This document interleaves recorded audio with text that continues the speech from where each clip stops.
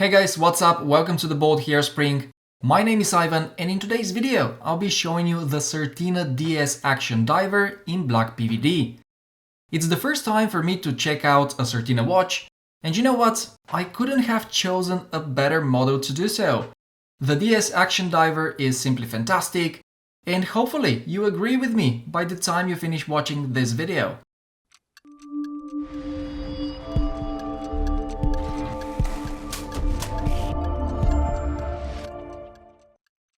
Before we start, you need to know that I borrowed this watch from one of my local ADs, Rafael Torres, here in Valencia, Spain.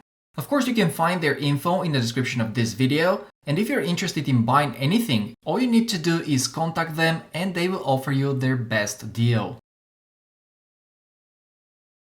Now let's see what this watch is all about. It's a fairly new release. I believe it was introduced in June this year, and it really stands out with its blacked out stealthy design. But before I tell you more about it, let's get the dimensions out of the way. The case diameter of this one is 43mm. The lug to lug is a bit too large, 52, while the thickness is quite surprising, only 13mm.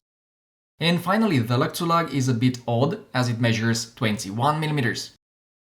For a reference, here is what the watch looks like on my 17cm or 6.7-inch wrist.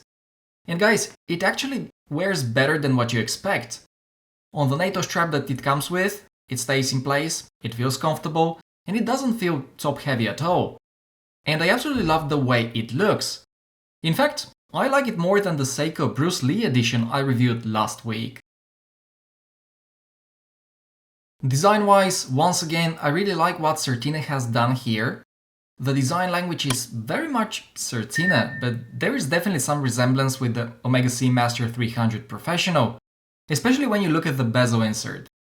Whatever the case is, I honestly find the design very attractive. On top of that, the build quality of this Certina is also great. The watch feels very solid and well made.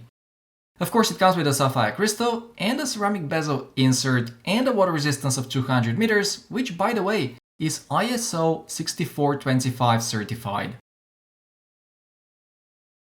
If you have a closer look at the case, you'll see that the finishing is very good as well.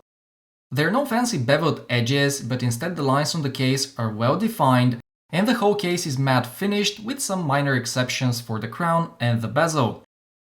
I know some of you might be worried about the durability of the PVD coating, but from my experience with PVD watches, you shouldn't be, as they are way more scratch resistant than you think. When it comes to the dial, we have a traditional dial layout with a mix of applied triangle and circular markers. The handset consists of an arrow hour hand, a pencil-style minute hand, and a lollipop second hand. The dial itself is glossy, but it's not too shiny.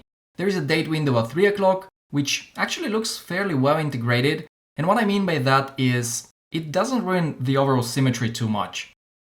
Finally guys, there is some Superluminova lume applied on both the hands and the markers, but unfortunately I didn't take any footage of it, and I'm very sorry about that. But hey, since it's Superluminova, you know that it cannot be too bad. Next, let's check the bezel action. The Certina DS Action Divers feature a 120 click bezel, which feels very nice. The resistance is great, and the coin edge bezel provides a reasonable amount of grip. There is no backplay, and it lines up perfectly. Once again guys, the bezel insert is ceramic, it's matte finished, and it looks fantastic when light hits it. Now before we wrap things up, I must tell you that this Certina is powered by the Paramatic AT movement, which as you know is based on the ETA 2824. However, the bitrate of this one is 3 Hz instead of 4, but it has an 80-hour power reserve, which is way more than the 38 the ETA 2824 has. It's literally the same movement as the one found in most other Swatch Group brands like Hamilton, Mido, and Rado, and although I haven't owned any watch with it myself, I believe it's a pretty good movement for the money. The bottom line is, the Certina DS Action Diver is pretty awesome in my opinion.